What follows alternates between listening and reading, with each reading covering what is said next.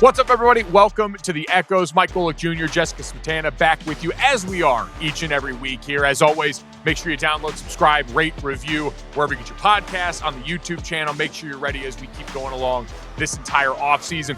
Big show today because there really is no offseason. Plenty of stuff to get into with some of the existential questions around college football and eligibility. We've got updates on men's and women's hoops as we hit closer and closer in March Madness, and Notre Dame lacrosse season got started, which I'm very excited about, though I have one very major complaint with the first outing for the Notre Dame lacrosse team that we will get to. But Jess, as we start today, I think we want to start on a positive note, and we're coming off Valentine's Day weekend, and we saw that love was in the air for Notre Dame football. One of the best benefits of name, image, and likeness in the era of college football that we're in right now is the giving of gifts. CJ Carr gets to do the NFL quarterback thing and release the video of him going in and dropping some headphones for the boys in the offensive line room. I really mistimed the jump on my era in college football because this is the kind of love that those big, meaty slabs deserve.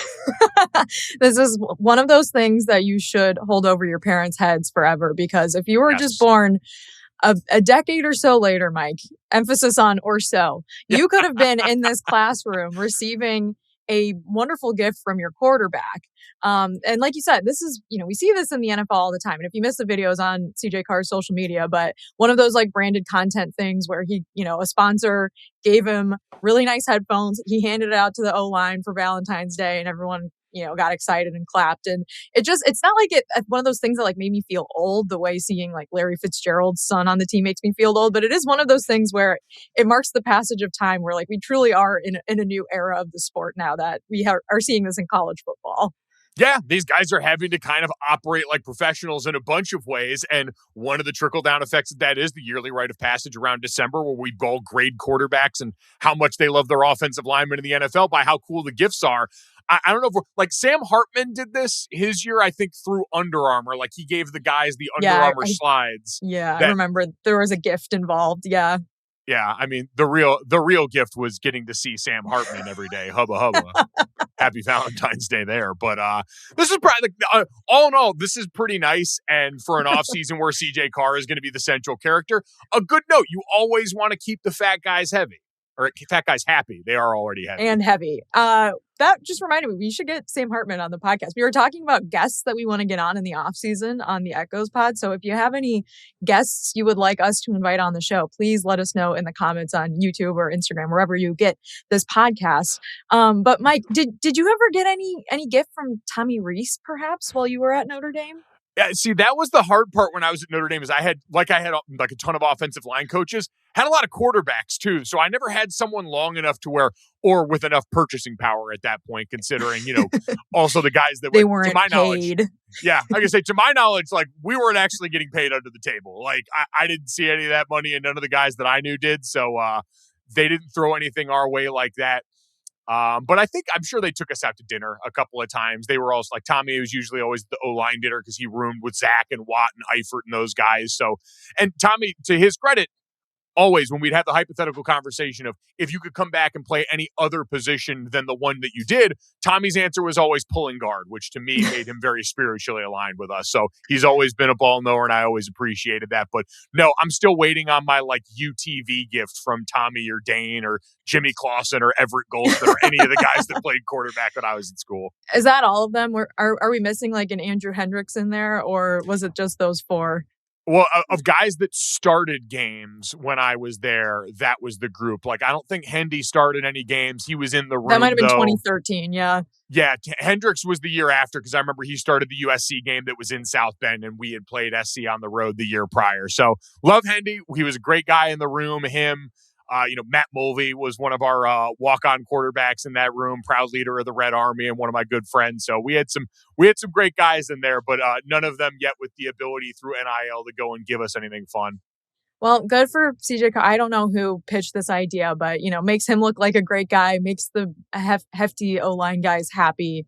It makes for great off-season content. So I enjoyed seeing that on my timeline this Valentine's Day. And we also saw some news about the NFL Combine invites last week. I think it was like right after we stopped recording, actually. Notre Dame had 6 players invited to the Combine. Jereimiyah Love, of course, Jadarian Price, Malachi Fields, Eli Raridan, Billy Schrauth, and Emil Wagner. And we weren't exactly sure if Wagner and Raridan and Schrauth were going to get the invite, but we were like pretty sure they would. And we obviously were pretty sure the other three would. So did anything about this surprise you, or did you think there was a possibility we could get like, a Devontae Smith or a Jalen Stroman or a Will Pauling in this group too? No, this probably seemed like the group. Like Devonta Smith might have been the one, but again, being banged up for like intermittently the way he was. And quite honestly, like it's not to like relitigate all of this. And Malachi is kind of an interesting testament to this, but like Notre Dame missing the playoff run, I think did probably affect the way some of those guys were perceived in that. Like the combine selection process is always kind of weird. Like I remember back when I was in school, like Trevor Robinson was a 4-year starter and a 5-star coming out of high school who didn't get selected to the combine, but like we had a guy, God rest his soul, Taylor Dever, who was a 1-year starter for us, get invited to there. So it doesn't always make sense in that. And winning does like create a different perception around everyone. But no, this is genuinely the right group. Wagner was kind of the one that I thought might be the swing state. Yeah. Like, I've been amazed, Jess, and I'm sure you've seen this online. We knew Jereimiyah Love and Jadarian Price were going to get a ton of attention. And Malachi Fields coming off of Senior Bowl week was kind of like this rising darling.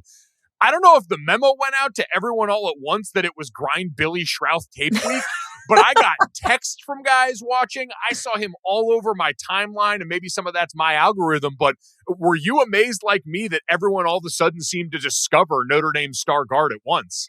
I was also surprised by that because I think like late in the season, he was on Mel Kiper's big board as one of the top 10 at his position. And then sort of like wasn't really in the mix on some of the mock drafts that I like, the 6 or 7 round mock drafts that I've been looking at. But then, yeah, like all of a sudden last week, tons of tweets about people watching his tape. So I think, him being invited to the combine, makes a lot of sense because I think coaches want to meet with him and talk to him and, do their own measurements and things like that because he did miss some time with injuries and he did have really good tape from the USC game like we talked about. But obviously you want to make sure, you're getting the full package because he didn't play a lot down the stretch for Notre Dame. Yep. I think the thing that's encouraging is, by all accounts, and again, this is Notre Dame not being in the playoff, not playing a postseason game. It sounded like he was on track to come back for that and is a guy that when he was healthy was one of Notre Dame's best offensive linemen. Usually it was like, when I turned on the tape, it was usually like a combination of him and Ashton Craig that were the guys where I was like, okay, that's the best one. And you're right, the USC game, that would have been the one that kind of springboarded his star, I think, going down the stretch of the season, just because he was a one-man wrecking crew getting shouted by the broadcast and getting MVP for that game. Like, it was so atypical for what you get for offensive linemen in terms of exposure. Like, maybe a little light in the ass is the one thing I worried about, but in general, like, he's the most explosive of any of the Notre Dame guys. He is I think, pretty consistent technician, sometimes loses late on that stuff, but like is an NFL starter. And so watching everyone sort of discover that heading into the combine, I think is good news for him and creates a good opportunity at the combine where, hey, it kind of means different things to different guys in their station of where they're coming from as a prospect. But for him, he's a guy that can go and make money in this next week in a big way. Can you define light in the ass for people that maybe aren't familiar with that term, Mike? I mean, this one is actually like pretty literal. It's just, hey, you're not the biggest guy in the world. And like, don't get me wrong, Billy's a big guy, but like I was light in the ass. Like I was, usually playing between 290 and 300 pounds, but not the strongest lower body. And again, I don't want to compare me and Billy Schrauth. He's a markedly better player than I ever was. Like, but I'm just saying, he's not as good of a podcast host. So at least that we know of. I hope not. Billy, go play football, man. Let me have the Notre Dame offensive line podcast market for just a little bit, brother, before you come in and are probably better than me at that too. But no, like, and again, like he is powerful, good pop off the line, but like having that overall mass, like a guy like Gerby Lambert's a good example, like massive human being. Him, Jagasaw, these huge, large guys. Just, a little bit more mass and going to the next level where the guys you're seeing on the other side are monsters, especially on the interior. That stuff can become important. But again, I think Billy does so many things well in other areas to offset that I think provided the medicals come back, which as we get into the combine talk is like the most important thing that you can have there is a good bill of health from the teams potentially investing in you. I think he's a guy that we're going to watch rise pretty steadily. Like maybe not the rocket ship that Malachi Fields turned into after Senior Bowl week, but I do think Billy, provided he gets a clean bill of health at the combine, is going to be a guy that we see work himself more into the middle of the draft. Yeah, so the combine starts next week, I think a week from this week's Monday, so the 23rd in Indianapolis, goes throughout the whole week. I always love watching it on NFL Network. I know your dad refers to it as the Underwear Olympics, but Hates it. as I have, rediscovered over the last week and a half, I love the Olympics. So I'll take Underwear Olympics, I'll take Winter Olympics, summer, whatever Olympics you want to give me, I'm going to probably watch it on TV. But I also want to talk about what this time of year is like for the other players that didn't get invited. So they're obviously not going to be at the combine doing all the measurements and the interviews and all the things that those 6 will be doing. But what is someone like, Devontae Smith doing over the next couple of weeks, ostensibly until Notre Dame's Pro Day, when there will be sort of more of that set up for him? Yeah, you're doing basically the same training that the pro guys do, that the combine guys do, but for longer. Like, that was my lot in life. Like, I didn't get invited to the combine, but I was training out at the Exos facility in Scottsdale, which is, one of the big box factories where they teach you how to do everything at the most granular level for this job interview. Like, everyone always jokes, and the reason my dad hates the combine so much is not a lot of what you're doing is actual football prep outside of some of the on-field drill stuff. Instead, you're breaking down to the absolute finest details how to get in and out of your cuts fast as possible for the short shuttle, the 3-cone drill, how to make sure that you're getting the best possible start on your 40 time to shave off these tenths of a seconds that end up being hundreds of thousands, if not millions of dollars for these guys. And so you're doing all that. You're learning the interview process, getting on the whiteboard in all these places. And so the combine guys have to do that on a much different timeline. And now I'm curious what that's like for the guys that make deep playoff runs and then have to do this, how it shortens the window for them, maybe even more. But you just kind of get to lengthen that timeline a little bit and change your approach. So he'll be figuring out, like, you go into all these places and they give you a plan. Mine was gain weight. So it's, hey, we have to get between 5,500 and 6,000 calories in you every day in the best way possible. We're going to figure out how to do that. We're going to do it with the best ingredients. They have all that stuff right there. And then we're going to match that with your plan of, like, what you're doing on the field, what you're doing in the training room, getting ready for this and managing your body. Like, you're getting the football, like 200, like starting to get to that level of what the NFL is, which is every guy figuring out what makes their machinery tick and how to best take care of it and maximize it going forward. And so the guys doing that for the pro day are going to do it the same way the combine guys do. They just get to kind of take that process a little bit slower because they got an extra month and a half, sometimes 2 months. I know you said, how was it, 5,000, 6,000 calories? Like, that sounds like, wow, I would love for someone to put me on a diet where I can eat that much. But having talked to a lot of linemen before, it's not that fun, right? Like, you're like you're choking it down sometimes, right? You are eating when the clock tells you to eat. Like, it's every 2 to 2.5 hours, and you're usually still burping up the last meal because, again, you're the clean plate club. You got to get all that in there. You need and you learn all these like dumb hacks, like the amount of stuff that I put olive oil and heavy whipping cream on because it's just calorie dense and you're trying to get to that number by hook or by crook is like, it is. I still struggle and I laugh so much because, like, my girlfriend, my parents, anyone who has to eat around me, the refrain is always the same. They look over at me at one point in the meal and go, I'm not going to take it away from you. Because I'm still in my brain, like, trying to eat faster than my body can process so that I can get all these calories in.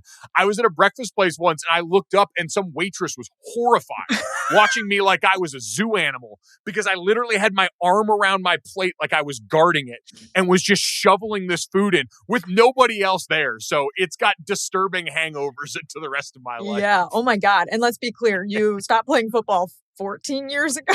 I mean, these are lifelong habits, Mike. That is scary. But I like this group of players because there's something different at stake for all of them. Like, there's a player like Jereimiyah Love who's being talked about as possibly one of the best 3 players in this draft. I've seen even possibly one of the best 2.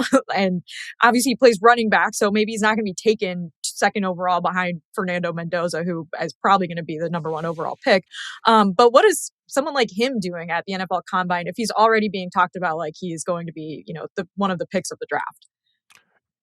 Whatever he wants to do and shouldn't be hardly anything. Like, I've been a big proponent, especially like post-COVID when we had a lot of these guys that, like, the Jamar Chases and Penei Sewells of the world that didn't even play their final season and still went through this process where we couldn't do as much in person with the combines and pro days and still learn, hey, you can go back and watch tape and learn a lot about these guys without having to participate in this. if you're someone above a certain tax bracket. So if I'm Jereimiyah Love, there's no incentive for you to go and run and to do a lot of that stuff other than you're a competitor and you feel confident in your ability to go do that, because all you can do is either physically get injured, pull a hamstring, something in that process that just slows down your development, your ability to get on the field once you're in camp. But there's no upside for him going to that. It's just, hey, get it going. I think do what he's done a lot since. And I've talked to people who have had the chance to, talk with Jereimiyah postseason and are all really impressed with him in person. And you and I got to interview him a couple of times and watched him get more comfortable talking in front of the media, talking about himself, going along that Heisman tour. And so I think all that's going to serve him well as these teams just get to know him a little bit more, because that's really all you're trying to do is check the box there, because you're right. He might be the best prospect at his position in this draft. It's just that he plays running back, and so that complicates the eval a bit. And speaking of running back, Jadarian Price, I've also seen has been getting just a ton of hype from the draft scouts too. And maybe, I know as a Notre Dame fan, certainly was not overlooked on last year's team by any of us, but perhaps by some national media, because Notre Dame did have two great running backs on that team. So I have seen a ton of Jadarian Price hype as well. And I think right now he's projected to be a day 2 guy, but it would be pretty cool if they're the first and second running backs taken off the board. Would be so sick. Ian Harditz, who works at Matthew Berry's Fantasy Life, put out this graphic the other day. He said the cool shit statistic is a running back's total touchdowns, explosive plays, tackles avoided divided by their carries and targets. And of the top draft eligible Power 4 running backs with 100+ opportunities this last year, number 1 was Jadarian Price, and number 2 is Jereimiyah Love. Like, these guys are just ballers. And I love that no matter the metric you choose, it's going to be them each and every time. Oh, man. Well, I'm excited to watch this next week. But before we go on to our next segment here, Mike, we should do some predictions for who we think could be invited to next year's NFL Combine from Notre Dame. Because, like we said, 6 players, not a ton. It's, Alabama had 12 players invited. Ohio State had 10. Georgia had 10. Miami had 10. Indiana had 9. Even USC had more with 7. But I think if you look at who's coming back for Notre Dame, specifically on defense next year, and I take this, with the caveat that this would be sad, but also good at the same time. If all these players do end up, going on to the NFL next year and getting invited to the Combine, that means they had monster seasons. But there's a lot of players that could be that we could be talking about this time next year. So do you want to take a stab at predicting who that could be? Well, like you've got the easy ones up top, right? Of Leonard Moore, who already I'm seeing a bunch of hype for him going into next season. Adon Schuler, Drake Bowen, Boubacar Traore, who was a guy that flirted with the NFL potentially this offseason. You've got, if KVA comes back healthy and has a great year, I think I saw Pro Football Focus had him as the second highest graded off-ball linebacker from this past season. So on the defense alone, and that's I know you talked about Bryce Young, if he were to come back and finally have the year we thought maybe he had last year, this year on a team that, let's play it out and say Notre Dame makes a deep playoff run and God forbid wins a national title the way they're favored to, the way they've got the ability to. If you're all these guys, there's a get while the getting's good factor to this too, when your stock is really high coming off that and you've accomplished the thing that you've wanted. So, I mean, that's on that side. Obviously, another big year, CJ Carr could be a guy that's an easy 3-and-out candidate there. Him, God forbid if we get my sweet baby Charles Jagasaw back this season and he actually gets to go out there and start a whole year. He's a guy that I said after we watched that playoff run, that's a top 15 NFL draft talent that just needs, I think, the chance to go do that over a long sample size. So a lot of those guys, I think, would definitely be in the mix for that. I would say even maybe Tay Johnson you could throw in there, because he was technically a freshman this past season, but that would be his 3rd year. Jaden Greathouse, maybe Faison, maybe Ashton Craig, I think would be certainly a player that could definitely go next year. But yeah, to your point about Bryce Young, Mike, do you take that? He's gone after one really productive, I guess it's second season, 3rd season, because he did play as a true freshman too, but one really productive junior season and he's off. Because I think you would take that, because that would mean he has an absolutely stud 2026, right? I was going to say, if we're talking about this time next year, that means that's great. He ascended into his final form, which I'm fascinated to see, coming out of winter workouts, what that ends up looking like physically, role-wise in this reworked Notre Dame defensive line. But because I mean, you and I were talking about it. we saw a couple, like, it's always so fun mining the Notre Dame social for like little bits of like signs in the content. And they did the Valentine, or they did the Olympics bit where they asked these guys what position. And you and I are both texting each other like, Burgess looking pretty put together right now. Let's go. Yeah, I was like, ooh, Keely looks great. I love watching those videos, Mike, and just completely getting so hyped up about next football season. But I think this time next year, we will be talking about Notre Dame having double-digit players invited to the Combine. And I think given the level of recruiting, that wouldn't even be a bad thing. It wouldn't be like, well, I got to retool now for the following year. But I do want to say really quick, the CJ Carr thing's interesting because Dante Moore coming back for next year, Trinidad Chambliss, we're going to talk a little bit about his NCAA eligibility in the next segment. But does that make you think maybe, like, it's way too early to speculate, but like maybe they'll be favorites going into the 27 draft. Maybe that means like someone like CJ Carr could potentially stay at Notre Dame for a third season as a starter. I don't know. Well, and again, not to keep falling back on this, but like I do think that's where the result of next season could factor a lot into that.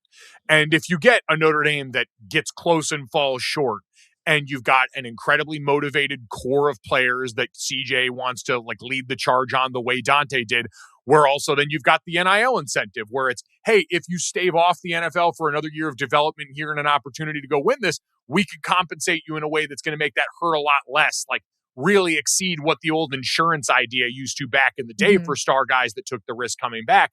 And there's always a risk, but I think, personally and team-wise, how the season goes will probably have the biggest impact on that. And we've seen the quarterback can swing a lot of guys that way if your season result falls a little short. So it is an interesting trend to keep an eye on for them, for sure. Yeah, we'll take a break now and come back and talk about Trinidad Chambliss and what the hell went on in a courtroom in Mississippi last week. Welcome back to the Echoes podcast. Like we said at the top of the show, please subscribe to the show, especially on YouTube. We're trying to grow our YouTube channel, almost at 5,000 subscribers. So give us a follow there and leave us some comments. We'll read them. We love them. Love the suggestions, like always. But Mike, let's talk now about the NCAA eligibility fiasco rocking Ole Miss over the last few weeks. I promise we will make this interesting because I can tell the audience's eyes just glaze over when they hear NCAA eligibility fiasco. Sure. There's so many of these, but there are possibly some Notre Dame related implications down the road and certainly college football related implications down the road. So where do you want to begin with this? Well, I think you're right. Like, this is something that touches everybody right now. And Notre Dame had its own brush with players' 6th year of eligibility, like the Jason Onye hanging over the balance that was decided by the NCAA. Like, that didn't have to go to court. They were able to present the things that they needed to on this. He filed for anyone that's like not familiar with the nitty gritty, it's a hardship waiver. So basically saying that you had some, medical hardship. And in Jason's case, it was, mental health, as we've oft talked about with the 2024 season where he only appeared in 5 games.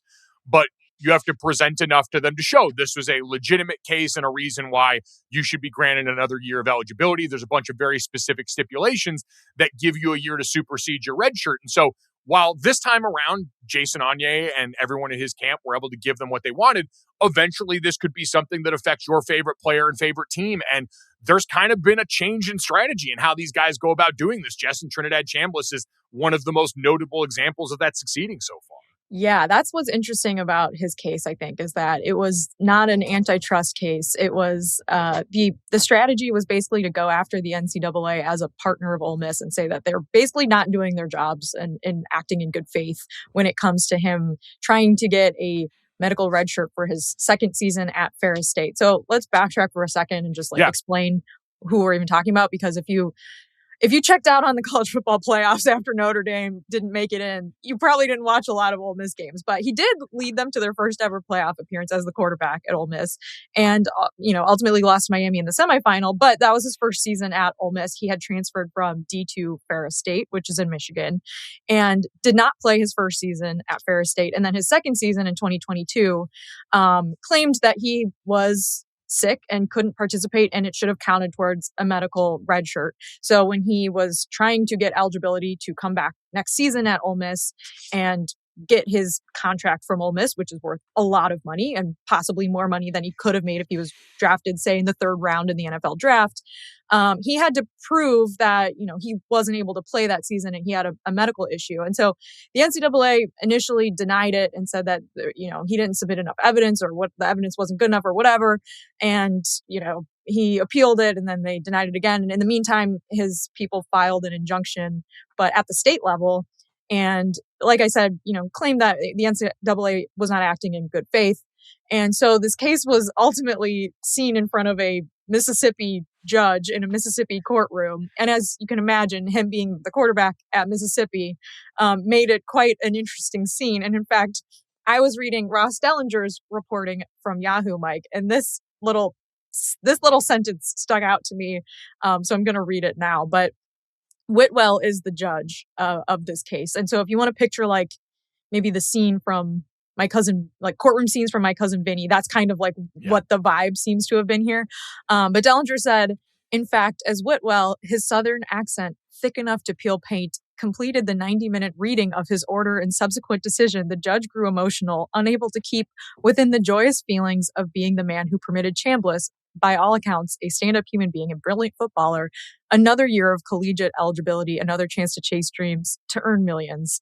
So apparently the scene was very dramatic when the judge read his ultimate ruling, which for now will allow Chambliss to play next season. And, did he get his law degree from Ole Miss? Yes, the judge did get his law degree from Ole Miss. But again, this is all part of this legal strategy that ended up working for now. It is interesting, though, because we've had this sea of cases and all of them on the surface appear similar. Players trying to argue for more eligibility, but all of them are a little bit different. Charles Bediako is a player that was trying to come back after playing in the G League and play basketball at Alabama and did for 5 games before a judge ruled against him. And originally in that case, they had a judge who was a graduate and I believe a donor at the University of Alabama, and they made the move to change out that judge, and ultimately the decision was changed. So I'm a little surprised that someone with as close a proximity to Ole Miss as there was in this case was allowed to go and continue for those same reasons.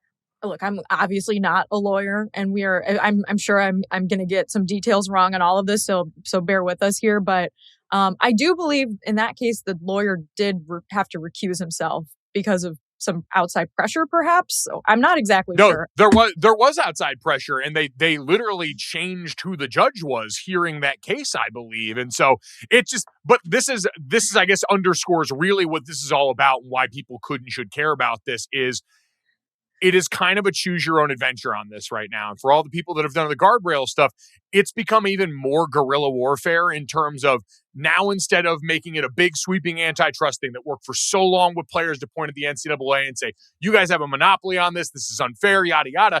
Now they are, to your point, making this a granular contract issue and saying you're failing your mission to these kids while the NCAA is like, we're trying to clear out all these old players so that young people who this system's designed for can come in and play has kind of been Charlie Baker in the NCAA's defense.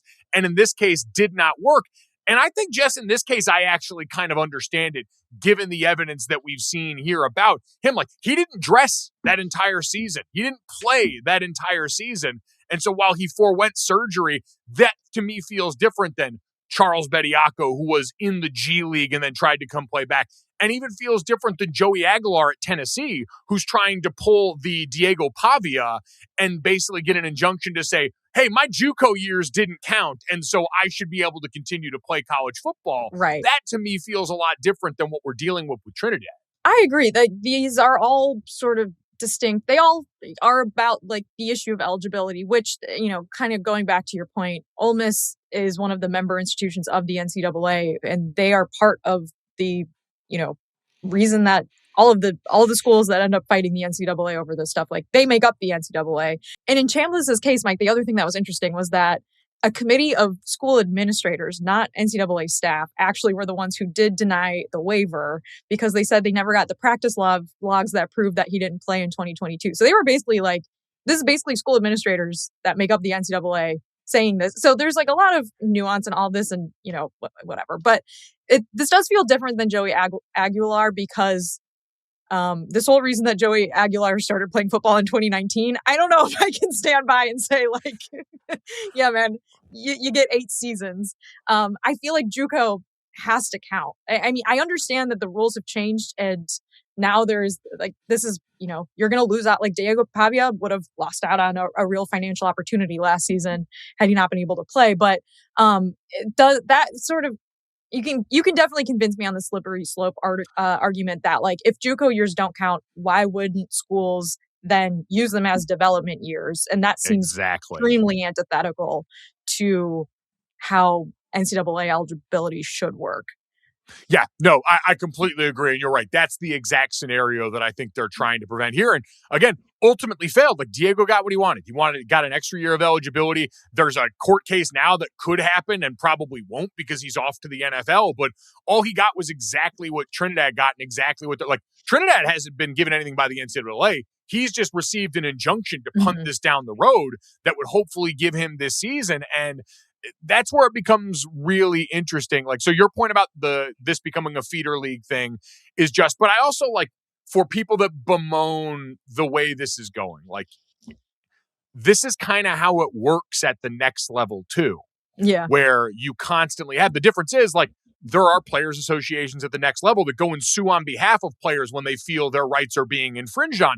But it's a constant back and forth of the PA and the NFL suing each other. Like we just got through that with the NFLPA report cards, where the NFL filed agreements the other way in a way that's super lame. But like that's the back and forth on this. And so I just because it feels chaotic right now, I also, and I'll fully admit, like I'm always going to be player biased in a lot of this stuff.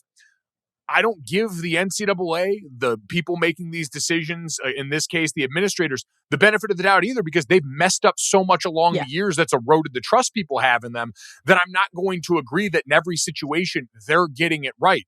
Do we need probably a more structured way to do this? Yes, and it comes with collective bargaining like I just mentioned. But in lieu of that, like I do kind of think this is a necessary evil right now because those people got stuff wrong all the time. Mm-hmm. And in lieu of a body, a players association that can fight for these guys, they're the only ones that can fight for themselves. And so, yeah, it's messy, but ultimately I'm not going to push back all the way and say this is wrong because I believe that these guys have rights that often still get trampled, even though they're getting paid a bunch of money now. Yeah, no, I think we're both in agreement on all of that. I think my takeaway with a lot of these really notable cases over the last few months is like how replicable are they? Yeah. And in the case of Chambliss, it does seem like a legitimate. If he was sick and he claims he was and had documentation at least enough to get the injunction, then like I kind of don't see a huge issue for it. Will that be manipulated by players that maybe don't have as good of a case and they still win anyways? Like, sure. But like you said, without collective bargaining and without any player input on this, it does feel arbitrary to begin with.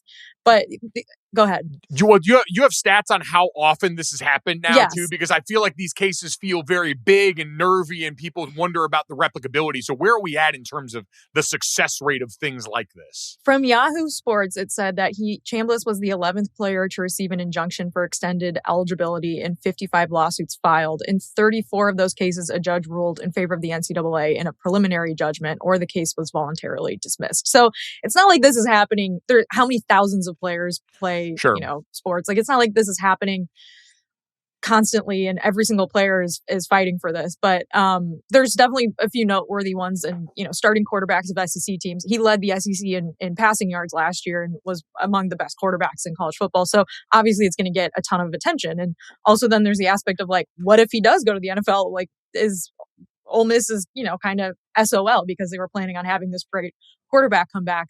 But yeah, I think there's so many angles to this. And is this one strategy that worked for sure? Yes. Do I question if it works if the judge went to Mississippi State? Also, yes. That's maybe a bit of a gamble too. But I don't know, Mike. It just, the Chambliss thing doesn't seem like a referendum on like the sport is going to hell. But there are certainly examples of this where I'm like, to your point, yeah, we need to get this figured out. We do, but at the same time, I what you said is true on all counts, and what you brought up with those numbers, like to your point, there are thousands of players playing at this level, and we're talking about 55 lawsuits that got filed. Maybe they become more, but I also question this is also a like, hey, we're going to do this for the good guys, like.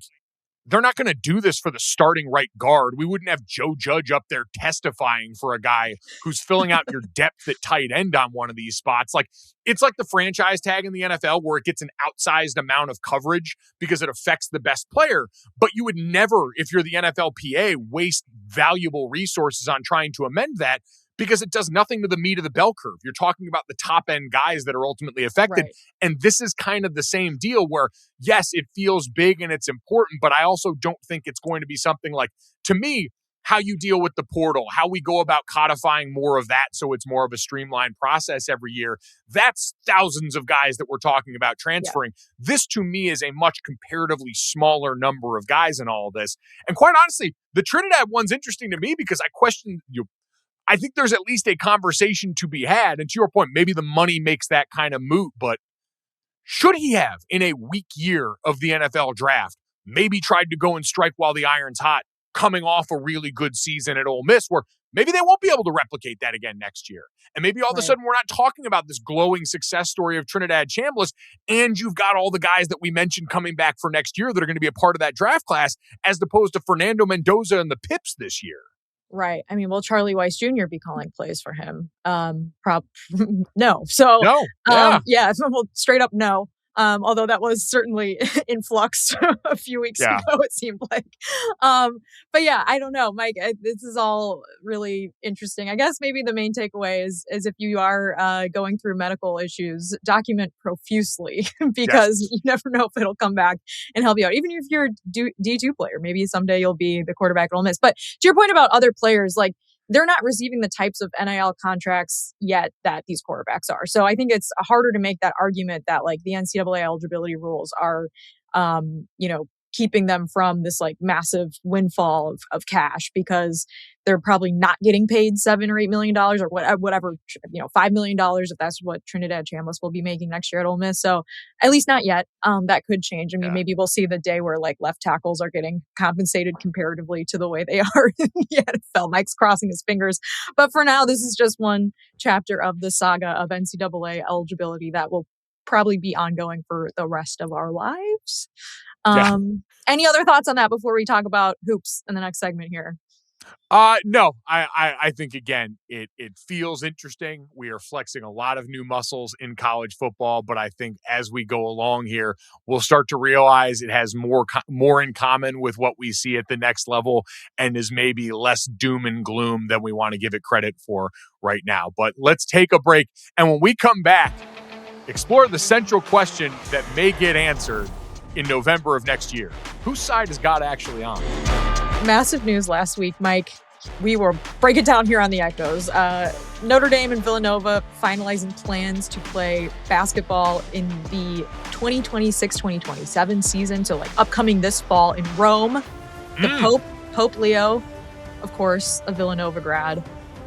Also a Catholic, of course. So like, is he gonna root against Notre Dame? I mean, I can say a Chicago Catholic, no less. Exactly. Thank you. Like Notre Dame is Chicago's team. No disrespect to all those no disrespect to all those billboards about Northwestern being Chicago's Big Ten team, but you guys know the real scoop on this. So yeah, I genuinely don't know what Leo's gonna do. I guess you got to root for your alma mater, but we'll see. Do you think he's gonna go? I mean, courtside. I mean, what a scene that would be. I need him. So this is what I need. I need Pope Leo courtside. You remember when one of the early AI renderings of the prior Pope getting Pope that Francis. Crazy jacket fit off? Yeah. I need Pope Leo dripped up to the gills. Because like the one thing you can say, Catholicism, the threads and the fits are absolute fire. We do vestments better than anyone does any vestments. Oh, God, absolute heat. So I need to know what he's going to have on the shoes for that. Where are we going to park the Pope Mobile outside? Like, you got to put that right up out front. It's like when people take pictures in front of like a Lamborghini in front of a club, like take Pope Leo posted up on the Pope Mobile outside. I'm going to have to find the stadium. I'm going to a wedding in Rome in like May. Ooh. And so I'm going to have to go scout out where they're going to play and see what this is going to look like. Do a little boots on the ground reporting. I would love to go to this.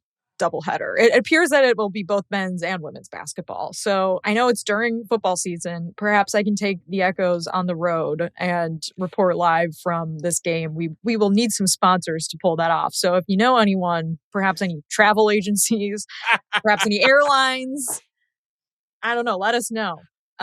This would be a fun thing to cover. And let's be honest, most of the Notre Dame beat, they're going to be at the Navy game or whatever game it is. So why not zig when everyone else is zagging? Or zag when everyone's zigging? I'm not sure. But anyways, we want to go. So let's make this happen. And in the meantime, we will have to discuss, will Micah Shrewsbury be the head coach of the men's basketball team when this game happens? Man. Because I know there's been some hot seat conversations. And so we want to take a minute now to just, do a bird's eye view where we're at in this season for both the men's and the women's basketball team. But of course, the men's team struggling considerably more. They're like in the bottom of the ACC. But Mike, they did just beat Georgia Tech without Jalen Harrelson and, of course, without Marcus Burton this past weekend. And Cole Sorta had 37 points and shot 7 of 11 from 3. So, for every time I'm really down on Notre Dame men's basketball, you get a Cole Sorta 37-point game. And I'm like, maybe it's not so bad. So I don't know. What do we think about Shrews and his third season at Notre Dame with 5 games left down the stretch this season? Yeah, so Notre Dame, before that Georgia Tech one, I guess involving that, has lost 10 of their last 12 this season. It's been a brutal slog. And like you mentioned, the Marcus Burton injury's been hanging over everything. But I don't know, Jess, it's tough. Every time I turn on a Notre Dame men's basketball game, I'm like, we are smaller, slower, not as strong as pretty much every team that we're playing. And it just feels like we're constantly trying to outrun that in a way that, every once in a while you'll catch fire. But the minute, I forget what game it was a while back that I was watching where Notre Dame started. Yeah, the Virginia game. They start off red hot from 3 in the first half, and then the faucet goes off in the second half, and there's just no other way for them to battle back and win a game. It's a very narrow path to victory for this team on their best day that basically involves someone going dumb from beyond the 3-point line, and it's just really difficult to replicate, even in an era where across basketball we've optimized for 3 more than ever. So it's been tough sledding for this team, and certainly the injury hand's been a tough one, but a lot of people get banged up over the course of the season, and unfortunately the results just haven't been there. What about you?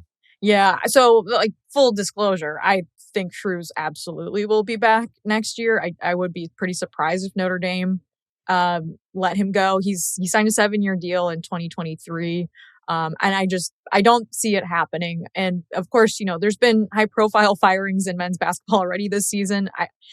I don't see that in the near term future. So I do think he'll be back. And do I want to see him have maybe another chance with a healthier team, and perhaps Marcus Burton comes back and hopefully Harrelson comes back, and there's other players on this team, Mike, that are not bad players, and maybe would like to see them come back and develop a little bit more. But yeah, I mean, overall, it's been 3 years. He hasn't beaten a ranked team, has had a signature terrible loss in December, like every single season. So it's not been fun to watch. And it looks like this year they're even at risk of not making the ACC tournament. I believe the last 3 teams in the ACC don't make the tournament. And right now, Notre Dame is ahead of Boston College, Georgia Tech, and Pitt. Of course, they just beat Georgia Tech this past weekend.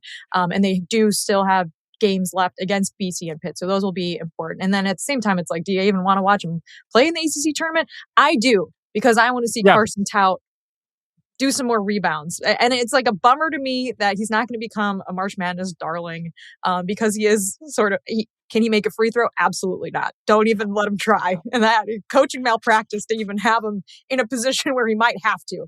But does he rebound the crap out of the basketball? Like, he does. So anyways, it's been a bummer this season. And yeah, that's where we're at. What about the ND women? Is there at least good news there? I saw a nice home win last night for the Lady Irish here. Where are we at heading down the home stretch of this season for them? Yeah, much different vibes from the Notre Dame women's team, even though it's been a disappointing season for sure. They did just beat NC State at home, a huge win on Sunday. Marcus Freeman was at the game. He goes to all the home games, which I love. He made a cameo in the ND women's hoops dub cam video, which is like when they walk down the tunnel, do like he was there like giving everyone hugs. So that was cute. But they're going to make the tournament. They're kind of in that dreaded 8 or 9 seed position right now, I believe. So these final 4 games for them and potential ACC tournament wins, I think would be huge if you could at least get a 7 seed. But right now, I think, they're projected in that dreaded 8-9 realm, which would be really tough. But Hannah Hidalgo is still, the best player on the team, one of the best players in women's basketball. She has finished in double figures in scoring in 92 games in her career, the longest streak in program history. She had 19 points. This is a crazy stat line. 19 points, 8 rebounds, 6 assists, and 6 steals against NC State. And they didn't trail the entire game, had 17 steals and outscored them 24-2 in points off turnover. So this team, like we talked about before, they've lost some toughies, but sometimes they're really good and they get a really nice conference win at home. So that is one aspect of it, Mike. But the other thing where I feel a lot better about this team is that the recruiting has been so good. They just officially signed Jenica Lewis last week, who is a 5-star, the number 22 overall recruit from Iowa. So they have the 2nd ranked recruiting class going into next season. Iowa really, really wanted her. She's, an Iowa high school player, prolific, best Iowa player of the season, already named that. So huge get for Notre Dame, who we really need to right the wrong of getting the best player out of Iowa all those years ago. Yeah, who, righting the wrongs of Caitlin Clark changing her mind and deciding she did not want to come to Notre Dame. But yeah, there's 4 games left, and would love to see Notre Dame finish the season with some positive momentum. Obviously, getting KK Bransford back helps because she was hurt. So, anyways, different vibes about both teams, despite the fact that it's been disappointing to say the least. Unlike our lacrosse teams, Mike, which have both started the season on a bit of a heater. So why don't you tell us about that? Yeah, Notre Dame Lacrosse opens up the season, depending on which poll, 6th or 7th in the preseason polls, with a nice 16-11 win on the road against Marquette, who I think they've played, I heard during the game, each season since Marquette's had a Division I program. Notre Dame has not yet lost to Marquette in that run. Notre Dame scored at least 15 goals in each of their last 8 season openers going back to 2019. And this one's special, notably, Jess, because this is the first time, I think, since before the 2020s where we haven't had a Kavanaugh on the team. The last Kavanaugh brother and Chris graduated this recent year and went on to the PLL with his brother Pat. So it's a brave new world here and trying to see who's going to fill the void. We went over the other podcast, some of the guys you bring back at key spots, but losing guys at the face-off X, losing guys on attack, losing guys at a bunch of key positions was huge for them. And I thought very fitting for this podcast that celebrates the union between Notre Dame football and Notre Dame lacrosse. Matt Jeffrey, star Notre Dame lacrosse attackman whose season got ended early last year before the tournament with a chest injury, and who notably is also on the Notre Dame football team with Jordan Faison, who is not playing lacrosse this season.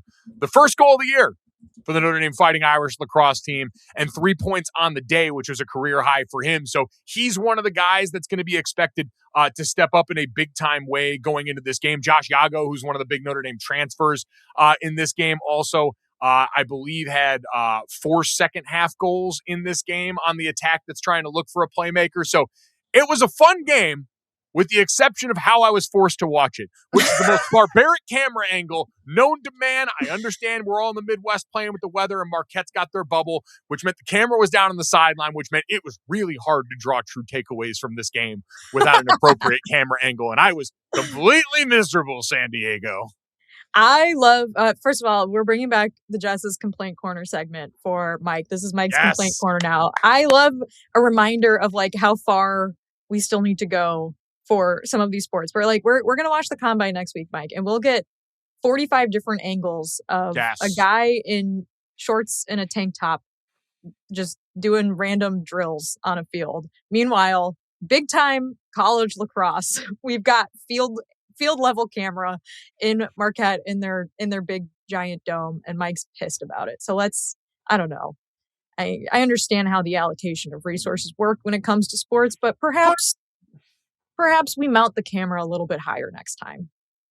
Just a little bit. So it would be nice, but not nearly as nice as starting 1-0 is. So congrats to the Irish team. Like we said, it'll take a couple games to kind of settle in and see who ends up becoming the big, stalwarts for this team offensively in that way. They've got some returning talent there. Will Donovan, who we talked about as a defender, was awesome. I think led the team in caused turnovers. So they get the win there to start the season. They have Bellarmine at home at 3 p.m. on the 17th. And then first real big-time matchup, February 22nd, Georgetown, also a home game there, which has always been a really tough team. Honestly, reminiscent of like the old school Notre Dame teams where they're going to lock you down on defense, play a really suffocating style that way. And I think will be a really good test for kind of who we're going to be this season before they get into the meat of a schedule that includes Maryland, Ohio State, Michigan, Virginia, Richmond, who just beat Virginia this past weekend and is a top 10 team right now. So even before you get to like the meat of, the Spiders. Yeah.